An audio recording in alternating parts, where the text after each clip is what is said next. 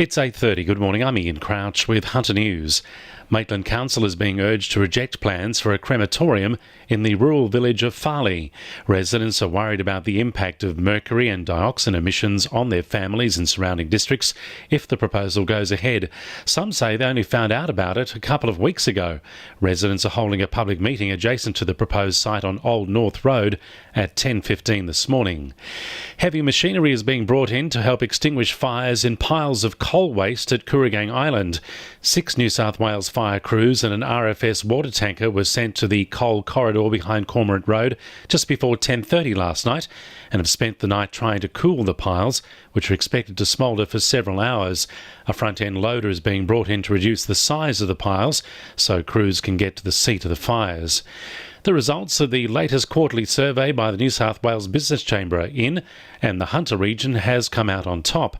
While statewide business confidence is sitting at a concerning -3.1, the Newcastle and Lake Macquarie areas have netted an impressive 22.5. Hunter Business Chamber CEO Bob Hawes says while the results are positive, there are some issues to be aware of for the future. They did note that increased operating costs, energy pricing, which we know is a bugbear and a continuing issue, storm clouds on the horizon, as it were, and certainly the uncertainty around 2 elections that New South Wales is going to have to endure, the state election, the federal election in the first half of this year, are also things that we're going to have to watch carefully to make sure that businesses can navigate through that uncertainty. Police are appealing for witnesses to a deliberately lit fire at a Bar Beach unit block this morning.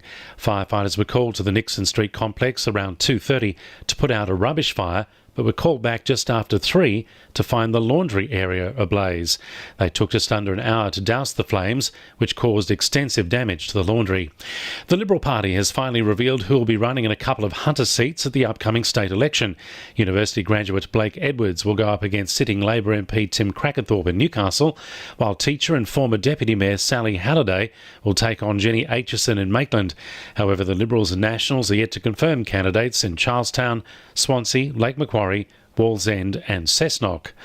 Researchers will be hitting the water in Port Stephens today as part of a statewide trial of methods used to restore oyster reefs by the New South Wales Department of Primary Industries. Port Stephens has been chosen as the ideal location for a pilot of the oyster reef restoration project, which will test various methods to identify the best practices for reef restoration. DPI Fisheries Manager Kirk Dahl says interested residents should keep an eye out for opportunities to get involved with the project. There will be further engagement with the public and with oyster farmers through the rest of 2019. Certainly engagement opportunities for the public to get involved with the project, both in some of the research we're doing in growing oysters and actual restoration work on the reefs in 2020. 2NURFM Sport.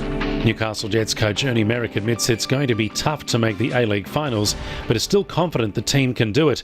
It comes after a controversial 2-0 loss to Perth at the weekend, with Newcastle denied a penalty for a heavy tackle on Roy O'Donovan.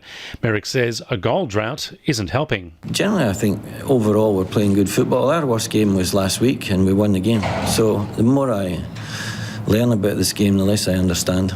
But you got to score goals to win games, and we've struggled all year to do that. And Hunter clubs have enjoyed success at the New South Wales Water Polo Country Championships held at Lambton and Raymond Terrace. Lake Macquarie beat Gosford for the men's title, while Central Newcastle won the women's. And the winning numbers in Monday Lotto are 6, 14, 41, 1, 12 and 42, and the supplementaries are 23 and 13. 2NURFM News Time, 26 to 9.